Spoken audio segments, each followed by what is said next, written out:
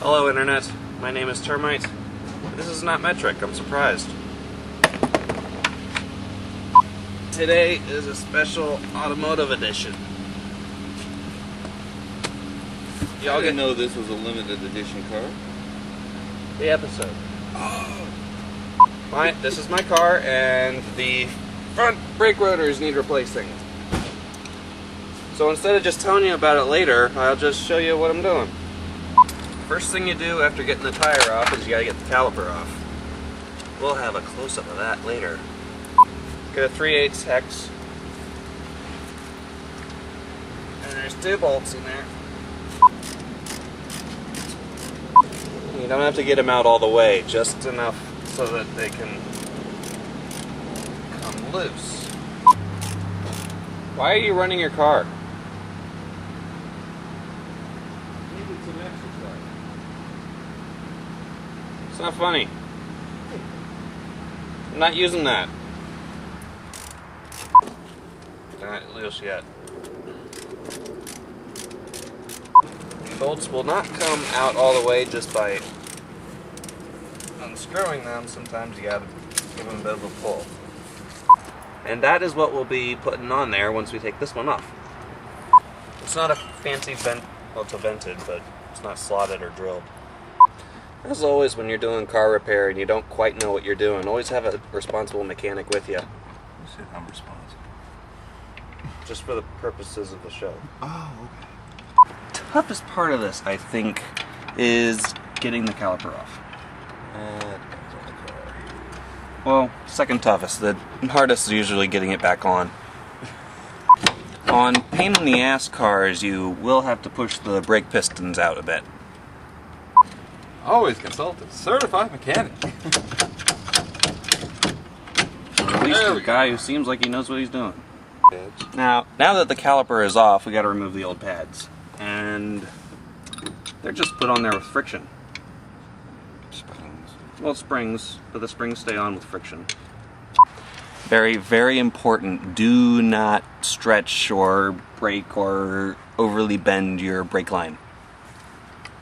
In other words, don't let that caliper hang at the end of it. Right? Right. Give me that small hammer. When in doubt, whack it with a hammer. No.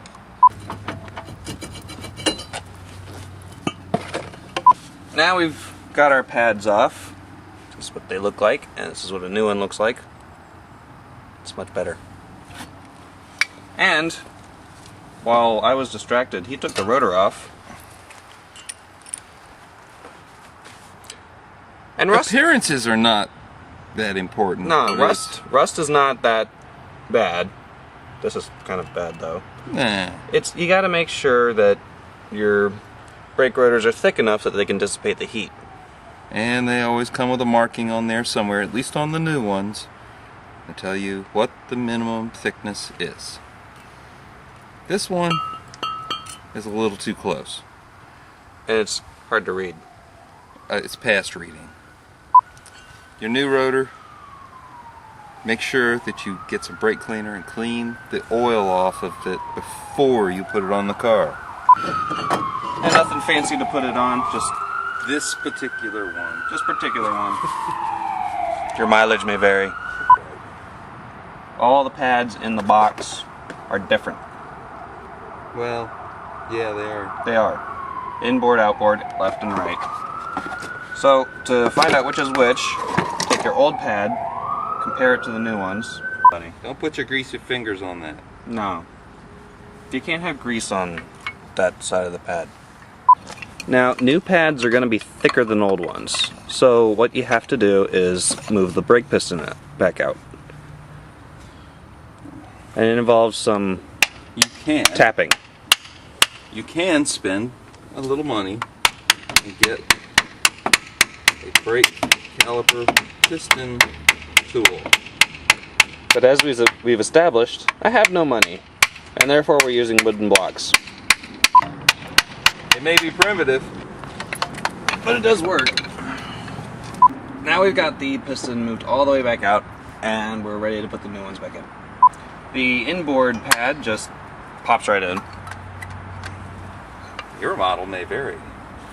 And the outboard pops in with more difficulty. It's still just springs. It's still just springs.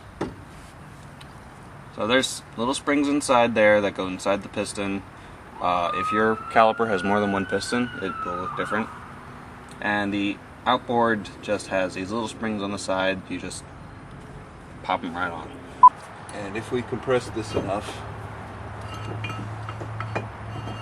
we should.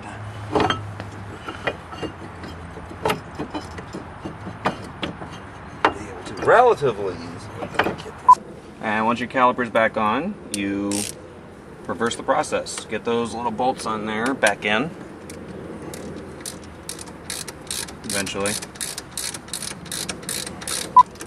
It's at this point I defer to my expert mechanic. I'm not really a mechanic, I just play one on TV. Don't over tighten these things. No, never over tighten stuff on your car. And there we have it, shiny new rotors. Rotor. Rotor. And the last step is to just get that wheel back on there.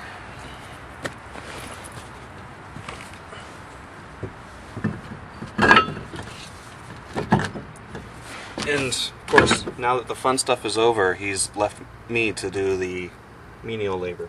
Of course, you gotta make sure everything's hunky-dory. So, put your car in neutral and then spin the wheel. Now, right there on the edge are the specifications for the brake rotor. And included on there is the minimum thickness. You do not want your rotors to get any thinner than that, because then they won't dissipate the heat properly. And you won't be able to stop. Stopping is important. Take care of your brakes. And now that we've done this side, all the lug nuts are back on, and we know that it spins freely. We're going to show you the other side, only sped up and with less commentary through the magic of television.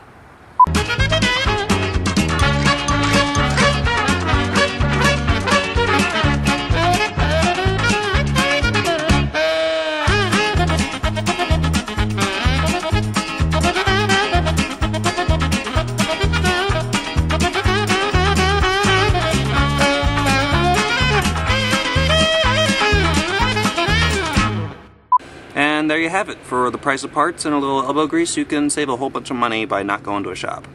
Because they'll rip you off. I guarantee you. Even the nice ones. Well, that's it for this special episode. A special DIY episode, I guess, of the unemployment logs. Another way you can save money while you don't have a job. So, email me, holdyourshoe@termitestudios.com. Keep watching the vlog, holdyourshoe.com. And my personal website, termitestudios.com, is always up and running. So I'll see you next time, whenever that is.